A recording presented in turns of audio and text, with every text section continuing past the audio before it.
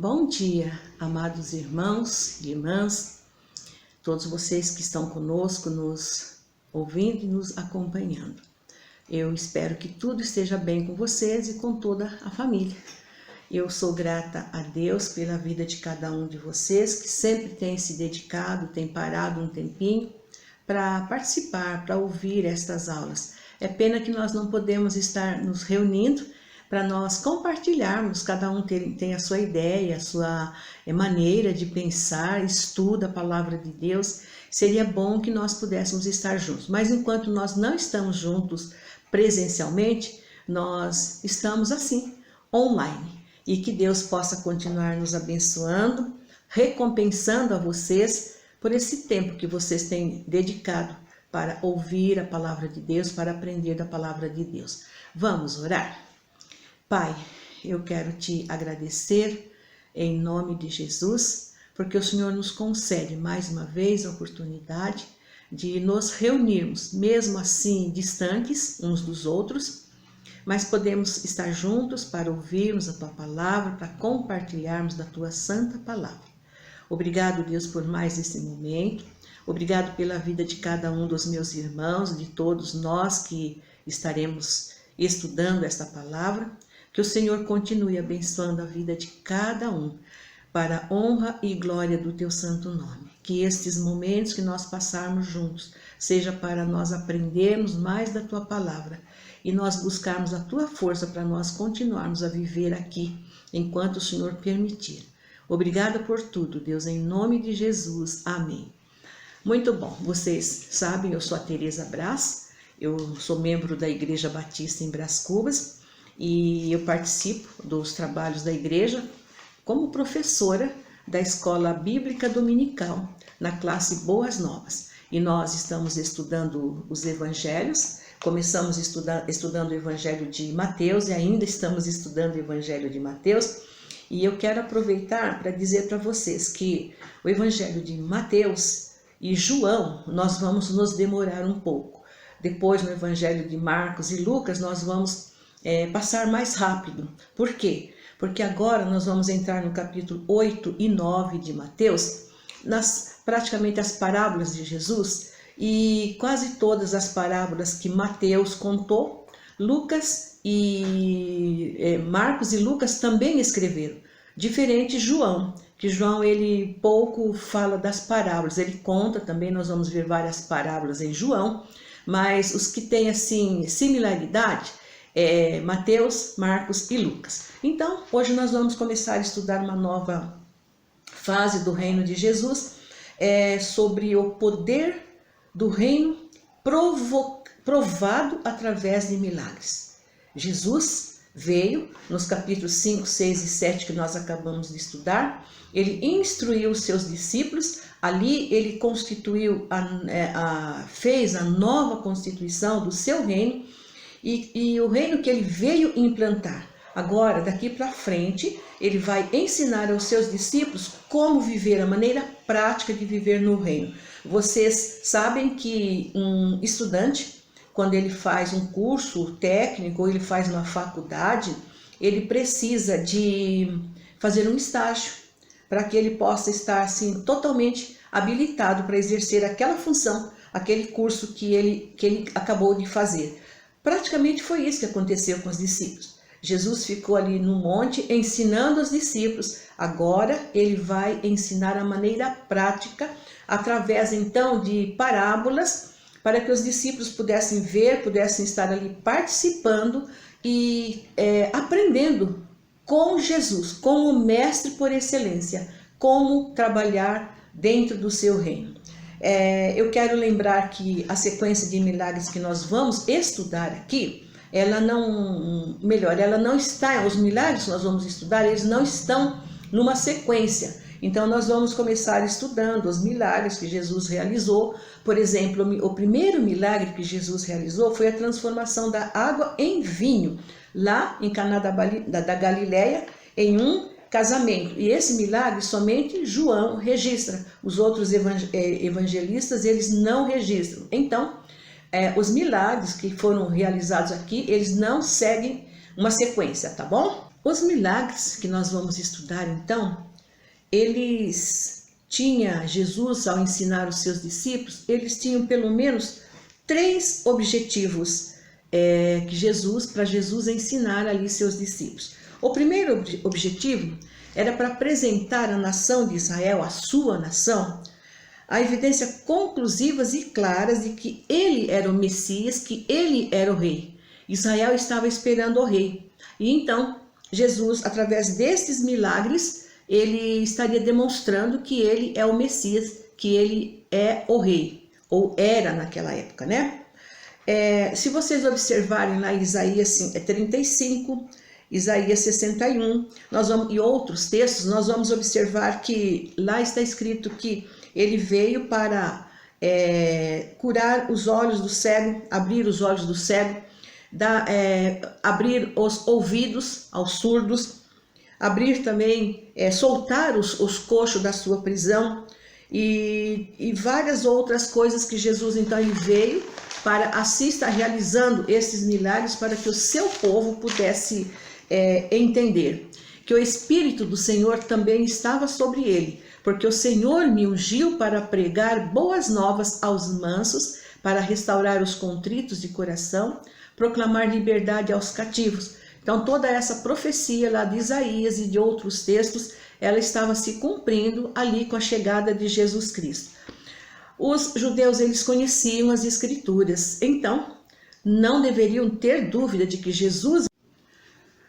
Bom dia, amados irmãos e irmãs, todos vocês que estão conosco, nos ouvindo e nos acompanhando.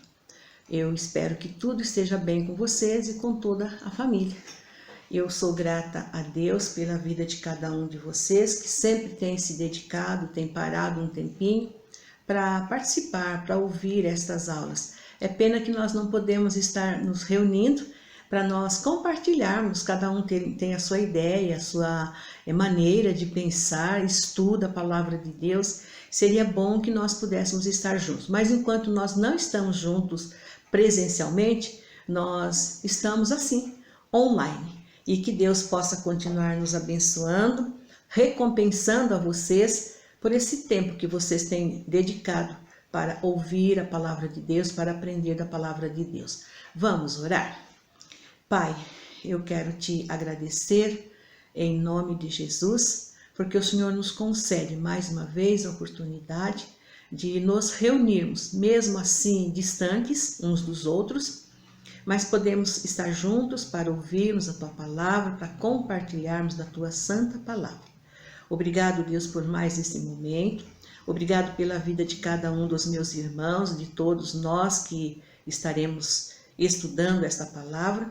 Que o Senhor continue abençoando a vida de cada um, para a honra e glória do Teu santo nome. Que estes momentos que nós passarmos juntos, seja para nós aprendermos mais da Tua palavra e nós buscarmos a Tua força para nós continuarmos a viver aqui, enquanto o Senhor permitir. Obrigada por tudo, Deus, em nome de Jesus. Amém. Muito bom, vocês sabem, eu sou a Tereza Braz, eu sou membro da Igreja Batista em Braz Cubas e eu participo dos trabalhos da igreja como professora da Escola Bíblica Dominical, na classe Boas Novas. E nós estamos estudando os Evangelhos, começamos estudando o Evangelho de Mateus e ainda estamos estudando o Evangelho de Mateus. E eu quero aproveitar para dizer para vocês que o Evangelho de Mateus e João, nós vamos nos demorar um pouco. Depois, no Evangelho de Marcos e Lucas, nós vamos passar mais rápido. Por quê? Porque agora nós vamos entrar no capítulo 8 e 9 de Mateus, praticamente as parábolas de Jesus, e quase todas as parábolas que Mateus contou, Marcos e Lucas também escreveram. Diferente João, que João ele pouco fala das parábolas, ele conta também, nós vamos ver várias parábolas em João, mas os que têm assim similaridade é Mateus, Marcos e Lucas. Então, hoje nós vamos começar a estudar uma nova fase do reino de Jesus, sobre o poder do reino provado através de milagres. Jesus veio, nos capítulos 5, 6 e 7 que nós acabamos de estudar, ele instruiu os seus discípulos, ali ele constituiu, fez a nova constituição do seu reino, e o reino que ele veio implantar. Agora, daqui para frente, ele vai ensinar aos seus discípulos como viver, a maneira prática de viver no reino. Vocês sabem que um estudante, quando ele faz um curso técnico ou ele faz uma faculdade, ele precisa de fazer um estágio para que ele possa estar assim totalmente habilitado para exercer aquela função, aquele curso que ele acabou de fazer.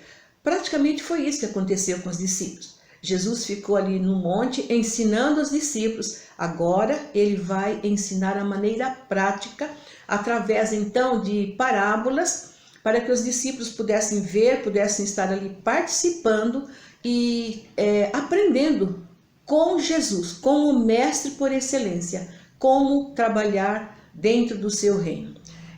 Eu quero lembrar que a sequência de milagres que nós vamos estudar aqui, ela não está, os milagres que nós vamos estudar, eles não estão numa sequência. Então nós vamos começar estudando os milagres que Jesus realizou. Por exemplo, o primeiro milagre que Jesus realizou foi a transformação da água em vinho, lá em Caná da Galileia, em um casamento. E esse milagre somente João registra. Os outros evangelistas, eles não registram. Então, os milagres que foram realizados aqui, eles não seguem uma sequência, tá bom? Era o Messias, o rei que eles estavam esperando. Entretanto, eles não creram, não aceitaram. Muitos deles não aceitaram e rejeitaram o Messias que veio, que chegou. Eles estavam praticamente como cegos.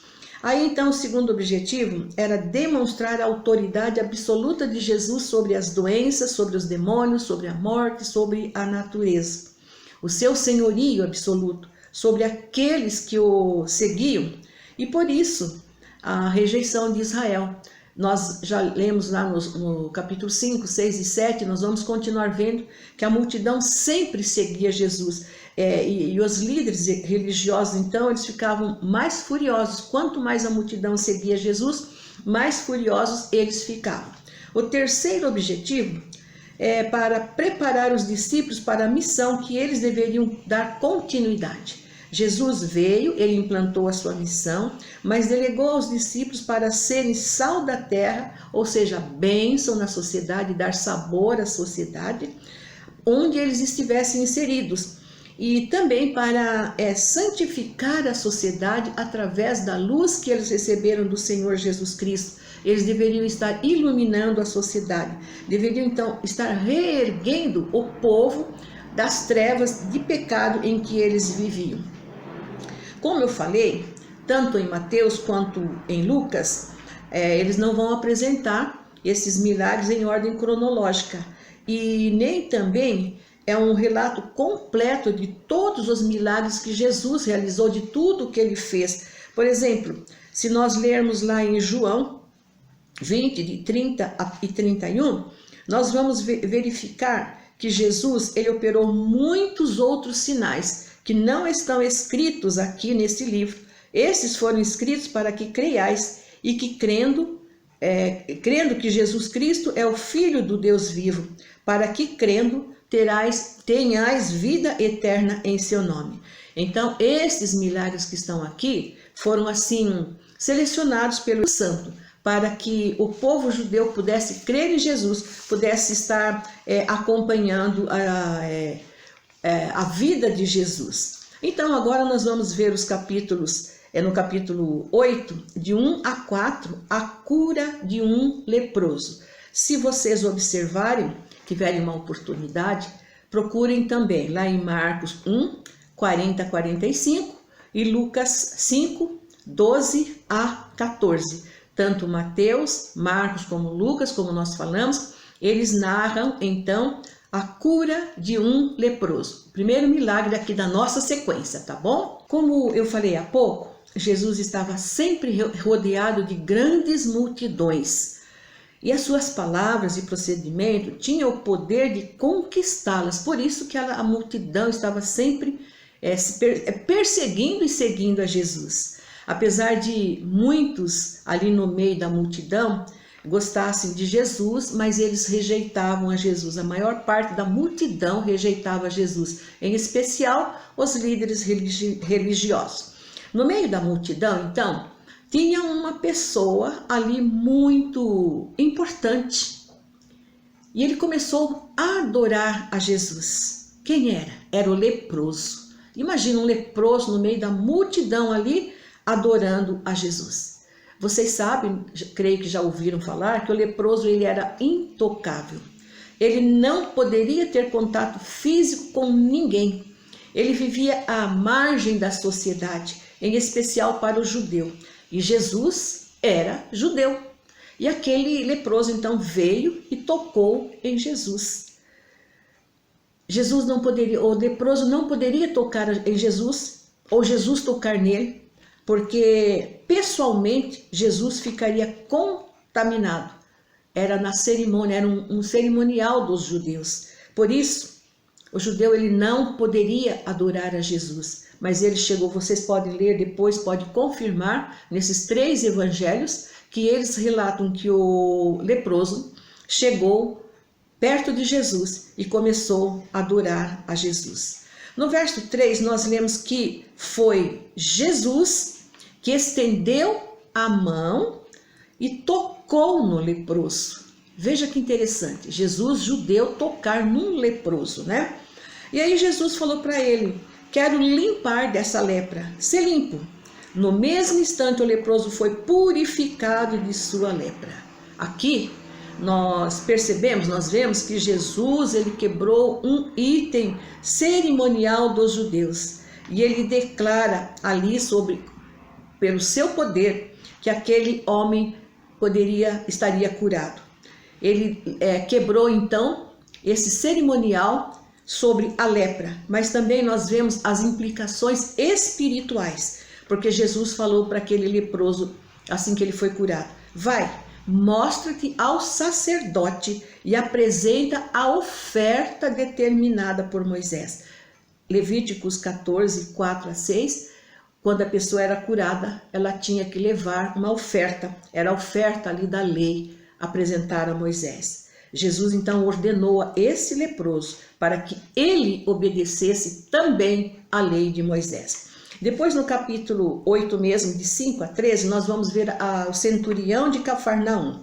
Aí vocês podem encontrar também essa história em Lucas 7, de 1 a 10. O centurião de Cafarnaum, o poder de Jesus sobre a paralisia. Aqui é a vez de um centurião, aquele que cuida de uma centúria, ou seja, ele cuida de 100 soldados ali da milícia, cuidava de 100 soldados ali da milícia romana. Era um oficial romano muito querido. Ele era gentio e não judeu. Sua base ficava em Cafarnaum, a norte da Galileia, onde Jesus realizou então muitos de seus milagres. A maior parte dos milagres de Jesus ele realizou ali em Cafarnaum. Jesus também morou em Cafarnaum. Vocês podem confirmar isso em Mateus 9, versículo 1. O centurião, ele não procurou Jesus para ele, mas para o seu criado que era paralítico e estava com fortes dores. E o centurião, então, ele mostra compaixão, mostra ali misericórdia, em especial aquele que tinha vários criados ali, ele não pudesse mostrar assim, essa compaixão para aquele único criado, mas foi o que aquele oficial ele fez.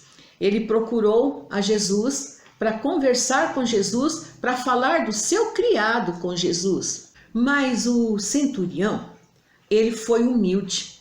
Ele falou para Jesus assim, não sou digno de que entres em minha casa. Ou seja, eu sou gentio e tu és judeu, tu és mestre, eu só preciso de uma palavra para que o meu criado seja curado. Eu sei que tu tens poder para curar o meu criado. Barreiras podem existir, mas o meu criado, ele pode ser curado. E aí então, Jesus admirou da fé daquele homem lá de Cafarnaum, e ele disse que o próprio povo escolhido por Deus, o seu povo, nele Jesus não achou tanta fé como achou naquele homem que era gentil e era um oficial romano. Então Jesus diz ao centurião no versículo 13: vai-te e seja feito conforme crestes. Assim como você creu, então será feito. Que bênção, né? Naquela mesma hora o criado ele foi sarado, foi curado. E nos versos 11 e 12 Jesus declara que no reino vindouro os gentios viriam de todos os lugares do mundo, do Oriente, do Ocidente, para desfrutar da comunhão com os patriarcas judeus, enquanto que os filhos do reino, que são os judeus, que foram os primeiros que deveriam desfrutar, que eram nascidos dos judeus, que professavam conhecer Deus como rei, mas que nunca se arrependeram, nunca se converteram com sinceridade de coração. Esses serão lançados nas trevas exteriores. Ali haverá pranto e ranger de dentes. Essa parábola nos ensina que não basta dizermos Senhor, Senhor, como nós já estudamos anteriormente no capítulo 7. É preciso ter fé, é preciso arrependermos realmente para então nós participarmos desse reino glorioso do Senhor Jesus Cristo. Os filhos do reino, ou seja, Israel e seu povo, Jesus não encontrou fé suficiente para serem participantes do reino. Por isso, seriam lançados nas trevas exteriores. Agora nós vamos ver os versículos 14 a 17, a cura da sogra de Pedro e de muitos endemoniados. Em Marcos 1, de 29 a 31, está registrado que Jesus saiu da sinagoga e foi para a casa de Pedro. E lá ele passou o dia até a madrugada, no versículo 35, lá de Marcos, capítulo 1. Mas no final do dia, muita gente foi à porta da casa de Pedro, e cada um levou seus doentes de diversas moléstias para serem curados, pois sabia que Jesus estava ali e que Jesus curava. Na madrugada, Jesus saiu para orar e em seguida continuar pregando, ensinando e curando. A cura da sogra de Pedro nos ensina que devemos ser gratos a Deus quando Ele nos restaura a saúde. A sogra de Pedro foi curada completa e instantaneamente, pois está escrito que ela se levantou e começou a servir a Jesus. Ela não ficou abatida, não ficou prostrada ou fraca por causa da febre, mas passou a servir o Mestre e que expressa então sua nítida gratidão em servir ao Mestre. Em Mateus 8,17, ali Mateus ele reporta-se a Isaías 53, 4 e 5, que Jesus tomou sobre si as nossas dores, as nossas enfermidades, e que ele foi ferido pelas nossas transgressões, ou seja, pelos nossos pecados, foi esmagado por causa das nossas iniquidades, ou seja, iniquidade é pecado contínuo, pecado que você guarda de estimação, que você não quer abandonar. E por suas pisaduras fomos sarados. Aqui em Isaías, a Bíblia nos ensina que a morte expiatória de Cristo foi o ato perfeito, suficiente da redenção total do homem, a cura do espírito, da alma e do corpo. O extremo sofrimento de Cristo demonstra a sua misericórdia e compaixão reais, e não apenas como teoria para os seres humanos, para a humanidade. O amor de Deus pelo homem foi provado nos sofrimentos de Cristo ali na cruz do Calvário.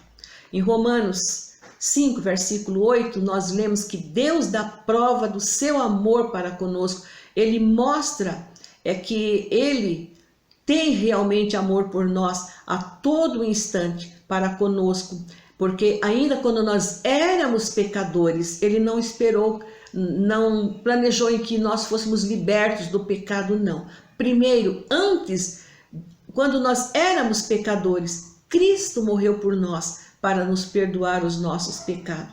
Então, esse texto de Isaías 53, ele se refere à cura espiritual, à expiação do pecado do homem, e não deve então ser assim usado como muitos curandeiros da fé usam para dizer que Jesus morreu para curar as nossas enfermidades físicas. Sim, Jesus nos cura das nossas enfermidades físicas, das nossas enfermidades emocionais. Jesus cura, sim, mas a morte de Cristo na cruz do Calvário foi para expiar os nossos pecados.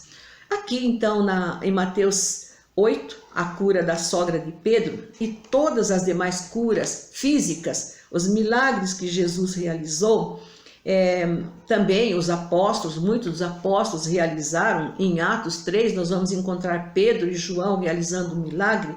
No relato da cura do coxo ali na porta da igreja, do templo, Atos 9 nós encontramos a cura de Enéas, a ressurreição de Tabita e outros milagres que os apóstolos fizeram. O que Jesus realizou foi em cumprimento ao seu ministério tríplice, como nós já estudamos que ele veio, então, e ele percorria todas as cidades da Galiléia, da Judéia, Decápolis, em Jordão, ensinando a palavra de Deus. Ele ensinou aos discípulos, como nós já estudamos, ensinou a multidão. Ele pregava o evangelho do reino, o evangelho do arrependimento, e por fim também ele curava todo tipo de moléstia, todo tipo de doença entre o povo. Portanto, a cura da sogra de Pedro foi mais uma parte do cumprimento do ministério que Jesus veio realizar. Agora nós vamos ver nos versículos 18 a 22 a renúncia. Mateus apresenta neste episódio dois tipos de pessoas que querem seguir ao mestre. Um era escriba, um outro de seus discípulos também queria seguir ao mestre. A Bíblia não declara o que ele era, mas era um outro do seu discípulo, possivelmente judeu, né? Lucas 9 apresenta esse mesmo episódio, só que Lucas apresenta três tipos de pessoas. Ele menciona um outro homem no capítulo 9, versículo 57 de Lucas. E depois, no versículo 59, ele escreve que Jesus disse ao outro para que ele seguisse. E o terceiro, então, está no versículo 61. Todos esses três grupos de pessoas recusaram a seguir a Jesus. Eles não fizeram uma renúncia própria das suas necessidades para seguir a Jesus. O escriba, que exercia um importante papel na sociedade, ele formava a classe dos eruditos, era um copista da lei, copiava as leis, né? Era mestre e tinha uma hierarquia de mestre. Por exemplo, tinha os mestres que eram Rabi, Robi e Raban, que eram os mestres mais elevados. E esse escriba, ele era autoconfiante por causa da sua posição. Ele aproximou-se do mestre e prometeu que o seguiria aonde o mestre fosse. A esse, Jesus ensina que ele precisava considerar o custo que teria em seguir o mestre. Jesus não tinha seu próprio lar, embora ele era recebido nas casas dos seus discípulos, amigos. Acabamos de ver que Jesus tinha ido na casa de Pedro e ele frequentava a casa de Marta, de Maria, de Lázaro e outras casas também. Ele sempre era recebido nessas casas para passar a noite, para dormir, para se alimentar, para lavar os pés empoeirados, porque ele mesmo diz que ele não tinha onde reclinar a cabeça. E aqui, então, nesses versículos, na cura da sogra de Pedro, nós podemos também pensar que Jesus está se referindo ao lar celestial, um lugar seguro e duradouro, pois ele seus seguidores, eles estavam aqui neste mundo de passagem. Nós também estamos aqui de passagem. E nós sabemos que o mundo não oferece um lugar seguro, um lugar duradouro, um lugar verdadeiro para nós. Nós às vezes pensamos que nós estamos seguros nas nossas casas, mas se pararmos e pensarmos, talvez nem nas nossas casas hoje, muitas vezes nós não estamos seguros.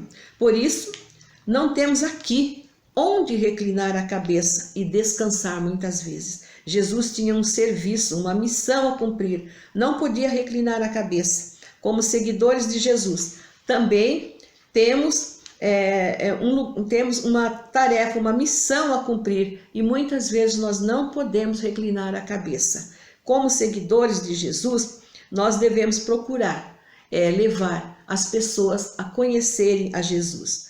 O segundo homem, ele apresentou uma outra desculpa ao mestre. Ele disse: primeiro eu vou sepultar o meu pai.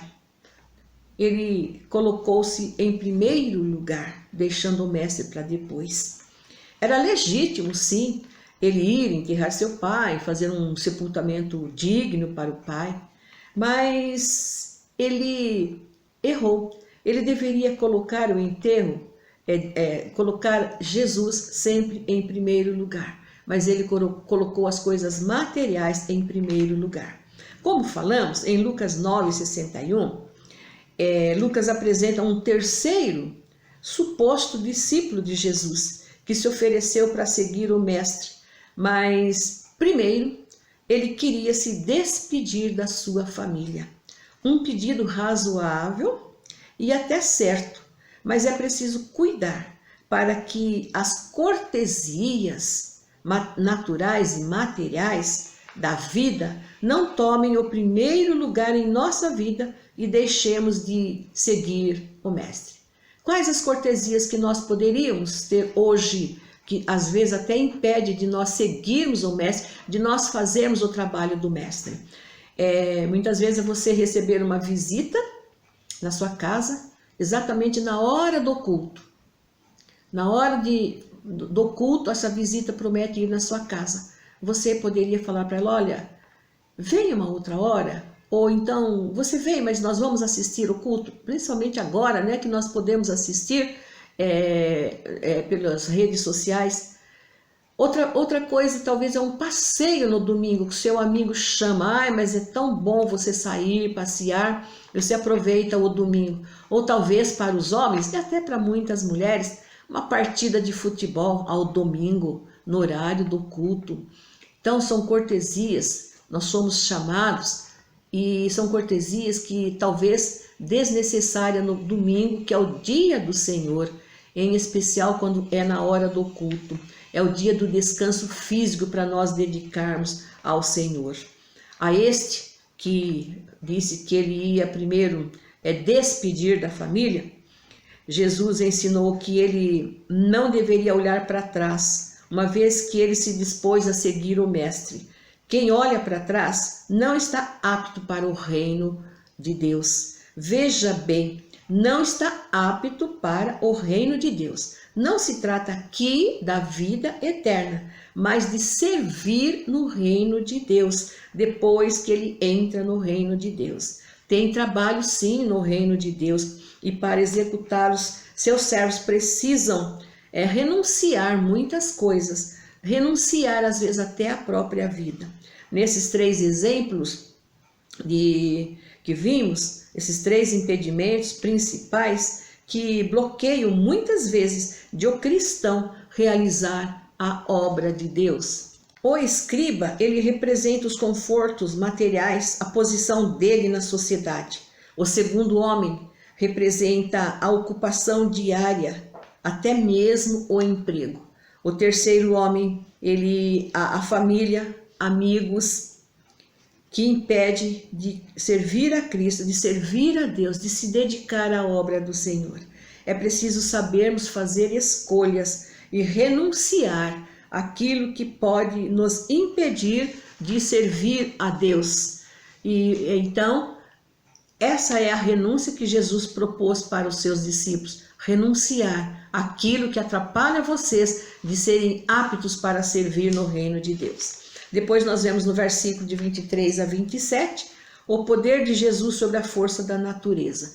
Este episódio também está narrado em Marcos 4, de 35 a 41 e Lucas 8, de 22 a 25. Mateus 8, 24 está escrito: no mar se levantou uma grande tempestade.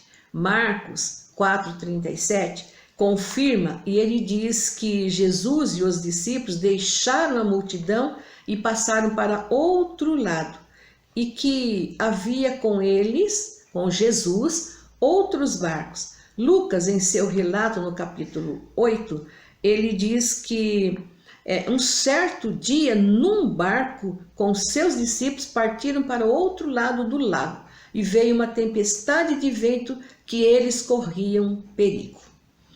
Os três escritores declaram que o mestre dormia na polpa do navio sobre uma almofada e muito bem confortável, tranquilo, como que se nada estivesse acontecendo. Você já viu ou já passou por uma situação desta? Quando você está sobrecarregado de trabalhos, de lutas, de problemas, parece que é um temporal que se levanta contra você, sobre você, e as pessoas que estão ao seu redor estão dormindo, não estão importando com você, parece que não estão percebendo o que você está passando. É triste, é muito chato, né? Quando você está passando por um problema e as pessoas estão vendo, mas não estão vendo. Estão dormindo, como Jesus estava ali naquele barco dormindo. Talvez, numa situação dessa, nós vamos ficar com raiva, com ódio da pessoa, nós vamos ficar enfurecida com a pessoa. Foi mais ou menos isso que aconteceu com os discípulos. Eles se sentiram enraivecidos, pois eles falaram ao mestre para que ele despertasse do sono, com uma voz assim praticamente de acusação. Mestre, não vês que estamos perecendo? Salva-nos dessa tempestade, mestre. Jesus calmamente se desperta do sono, repreende os ventos e manda que o mar cale e se aquete. Por que eu estou compartilhando essa história muito conhecida com vocês, que os três evangelistas eles narram? Os discípulos, antes eles eram pescadores de peixe, conheciam muito bem o mar da Galileia e eles sabiam que qualquer momento aquele mar levantava então tempestades inesperadas, principalmente quando os ventos assopravam fortemente, que revolucionava o mar. Jesus, como Deus, ele também sabia que o mar poderia se levantar a qualquer momento, poderia se enfurecer a qualquer momento. Mas ele entrou no barco tranquilo e os seus discípulos com eles e seguiram. E daí nós lemos em Marcos, em Lucas também e Mateus, que o próprio Jesus, que foi o próprio Jesus que convidou os discípulos a passarem para o outro lado do lago. Assim, Jesus como homem humano, até mesmo para experimentar os seus discípulos, ele já havia ensinado muita coisa para os discípulos, ele dorme. Ele é o Deus Todo-Poderoso, ele é o Criador, ele é o sustentador de tudo, ele tem domínio sobre todas as coisas, sobre toda a criação, inclusive sobre a natureza. Ele controla o universo. Então, em primeiro lugar, Jesus mostrou que ele era o Filho de Deus, o Deus que fala, ordena, e os ventos e o mar lhe obedecem. Mateus 8, 27. Em segundo lugar, para testar e fortalecer a fé dos discípulos. Mateus 8, 26, ele diz assim, Jesus, né? Por que estáis com medo, homens de pouca fé? Marcos 4, 40 e Lucas também, eles perguntam, onde está a vossa fé? Faltou fé. E então a ansiedade, o temor, o desespero bateu forte no coração dos discípulos. Jesus estava dormindo, sim, mas ele estava no barco com os discípulos. Há uma grande diferença, que quando Jesus está na nossa vida, tudo muda, tudo se transforma. Há uma música muito antiga que diz assim: com Cristo no barco tudo vai muito bem e passa o temporal. Uma outra música também, ela fala: o mestre, o mar se revolta, as ondas nos dão pavor, mas as águas não podem a naufragar. Essa nau que leva o Senhor e Mestre, o Rei dos céus e do mar. Todos ouvem o seu mandar. Então, quando Jesus está no barco, ou seja, se ele está na nossa vida, tudo faz diferença. Nós podemos até desesperar, falta-nos fé muitas vezes, mas ele está em nós, ele está habitando em nós, e na hora certa, ele vai despertar do sono, ele vai agir, ele vai manifestar o seu poder em nossa vida, vai manifestar o seu amor e acalmar a tempestade. Eu acredito que vocês já passaram por tempestade, e Jesus, estando no barco de vocês, estando na vida de vocês, ele então pôde acalmar aquela tempestade que vocês estavam passando. Eu já passei por várias tempestades. Se a nossa fé é pequena, nós podemos pedir a Deus que Ele gratuitamente nos dá. Lucas 17:5. Os discípulos pediram a Jesus para que Ele aumentasse a fé deles, nesse versículo que eu falei. E Deus ouve o nosso pedido com sinceridade. Quando nós pedimos sinceramente, Ele nos ouve. Aí Ele vem, Ele acalma as tempestades do mar, da nossa vida, para nos ajudar, e lá como ele fez com os discípulos, ele faz conosco, acalmando as tempestades, muitas vezes até invisíveis do nosso coração. Bastava então que os discípulos pedissem fé, confiassem em Jesus que estava ali no barco com eles. Em terceiro lugar, ir a Jesus em toda e qualquer tempestade em nossas vidas. É importante ir a Jesus, pois no versos 18 a 22, nós estudamos sobre os 3 tipos de pessoas que declararam seguir o Mestre. Porém, o primeiro viu que o caminho era apertado, para seguir o Mestre era difícil, tem muitas tempestades, muitas lutas, ele não seguiu. O segundo apresentou uma desculpa que ia sepultar o pai, ou seja, depois que eu resolver os meus problemas, depois que eu sepultar o meu pai, que meu pai morrer, aí eu venho seguir o Mestre. O terceiro: vou despedir da minha família, depois lhe seguirei. Os 3 não renunciaram tudo para seguir a Jesus por causa das tempestades da vida, por escolhas dele. Por isso, era importante para os discípulos irem a Jesus e o buscassem em qualquer tempestade da vida. Essa tempestade foi para ensinar aos discípulos para que eles deveriam buscar Jesus, buscar o Mestre, mesmo que ele estivesse dormindo, que ele se acordaria e ele estaria conosco, estaria com eles e está conosco em qualquer tempestade.